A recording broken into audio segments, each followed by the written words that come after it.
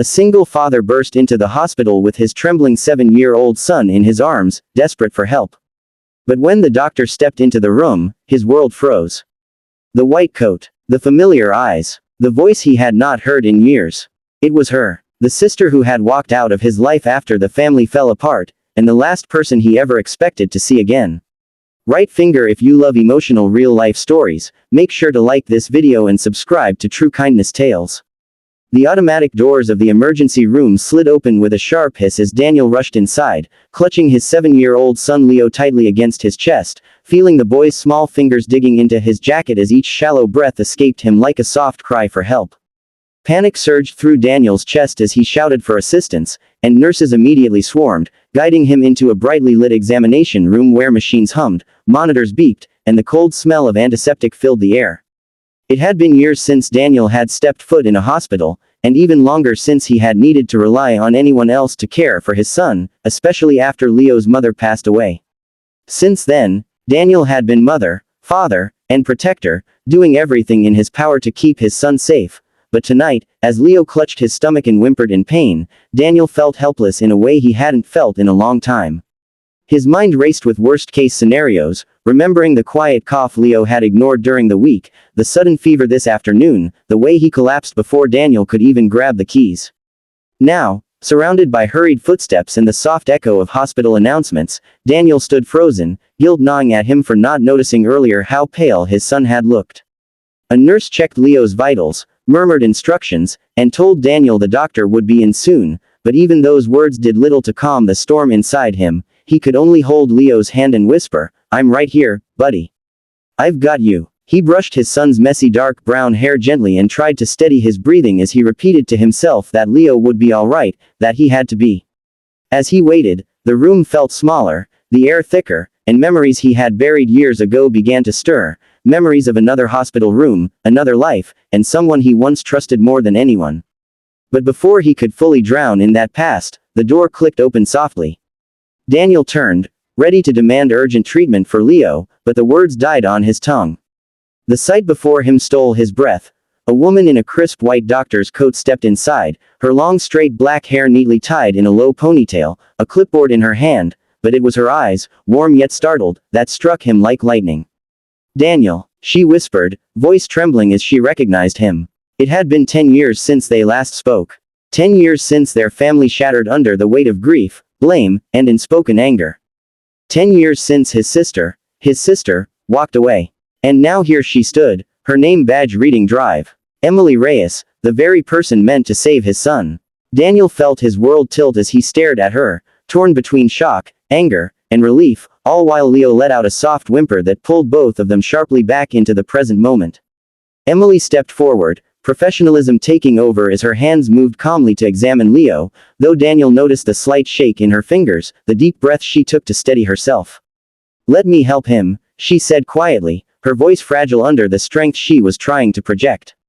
Daniel swallowed hard, memories and emotions clashing violently inside him, but he nodded, because no matter what lay between them, tonight his son needed her more than he needed answers. And so, as Emily gently checked Leo's abdomen and murmured gentle reassurances to the frightened child, Daniel realized that fate had brought them back into each other's lives at the very moment when he needed her the most, whether he was ready for that or not. Emily moved with calm precision, guiding nurses, checking Leo's reactions, explaining what she suspected, a severe infection that needed immediate tests. Yet beneath her steady voice, Daniel sensed the tremor of emotions building under her carefully controlled exterior, the kind of emotions he had once known better than anyone. For years they had been inseparable siblings, raised by a single mother who taught them to lean on one another when the world got loud, but everything changed the night their mother died suddenly, leaving them shattered in different ways. Daniel coped by burying himself in responsibility, clinging to self-blame and guilt, while Emily chased distance, running from the grief that suffocated her. They fought, words were said that cut deeper than either intended, and the next morning Emily was gone. Now, as Daniel watched her place a gentle hand on Leo's shoulder, speaking softly to calm him before the nurse drew blood, he saw the same sister he remembered, the one who always softened her voice when someone was scared, the one who carried small bandages in her pocket as a child because she hated seeing anyone hurt. Leo winced, gripping Daniel's hand tightly, and Emily leaned closer, whispering encouragement with a shaky smile that made her eyes glisten. Daniel swallowed hard, watching her care for his son with the same tenderness she once used to care for him, and something inside him cracked slightly, a small fracture in the wall he had built over the years. When the tests were sent off, Emily finally looked up at him, and for a moment neither spoke, both standing in the fluorescent-lit silence of a room filled with too many ghosts. "I didn't know it was you," she whispered, her voice unable to hide the ache in it. Daniel exhaled slowly, rubbing the back of his neck as he tried to find words that didn't sound like accusations or old wounds. But Emily didn't wait. She stepped closer, clutching her clipboard like a shield. "I'm sorry," she said, her voice trembling as if she had held that apology for a decade. "I should have been there. For you. For him. For the family." The words hit Daniel hard, reopening wounds he spent years pretending had healed. He wanted to tell her it didn't matter, that the past was gone, but the truth was more complicated. Their separation had shaped both their lives. It had hurt. It had changed things. And yet watching her fight back tears while she tried to be professional stirred old memories of how fiercely loyal she once was. When the results came back and confirmed an acute appendix infection requiring immediate surgery, Daniel's legs nearly gave out. Emily caught his arm, steadying him with surprising firmness. "He's going to be okay," she promised, looking directly into his eyes with a certainty that made his chest tighten. "I'll be the one performing his surgery." Daniel stared at her in disbelief. Trust her, with the most important person in his life. The fear was suffocating, but then Leo squeezed his hand weakly. "Dad, I like her. She's nice," he whispered. And in that one small sentence, spoken by a child in pain, Daniel felt something shift. He nodded slowly, voice thick with emotion. "Okay, you take care of him." Emily placed her hand gently on Leo's forehead before stepping back to prepare for the surgery, and Daniel watched her leave, realizing that tonight was not simply about saving his son, it was about confronting a past he had spent years avoiding. As the nurses wheeled Leo away, Daniel felt an overwhelming mix of fear, hope, and the faintest flicker of something he hadn't felt in years, the possibility of healing between two siblings who once thought their bond was broken forever. The hallway outside the operating room felt endless as Daniel paced back and forth, each second stretching like a lifetime while the surgery light glowed red above the door, signaling that Leo was still under. Every distant footstep echoed like a reminder of all the ways he had failed to protect the people he loved, and he found himself replaying the last 10 years, the anger, the misunderstandings, the silence that grew thicker with time. He remembered the night Emily left, how he had been too consumed by sorrow to chase after her, how pride and pain kept both of them apart even when they desperately needed each other. Now, as he stared at the glowing light, praying for Leo's safety, he realized how pointless all those years of distance had been.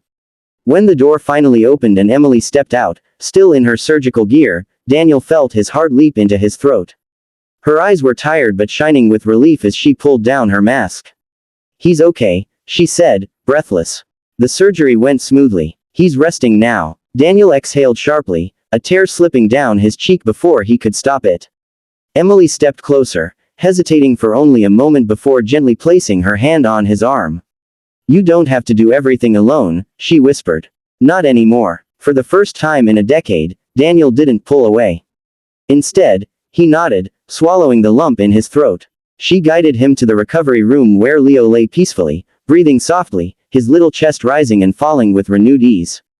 Daniel sat beside his son, holding his tiny hand, and Emily stood quietly nearby, watching with a tenderness that made Daniel's chest ache.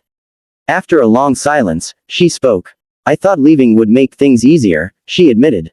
"But it only made everything worse. I missed you. I missed my family." Daniel looked up, meeting her gaze, the same warm eyes he had once relied on. "I missed you too," he murmured. "I just didn't know how to fix anything." Emily sat down beside him, the two of them side by side like they used to be when they were young, building forts in their mother's living room or sharing whispered dreams in the dark. "We can fix it now," she said softly. "Of your life again." Daniel felt his throat tighten, but somehow the words came easier this time. "I want that," he said.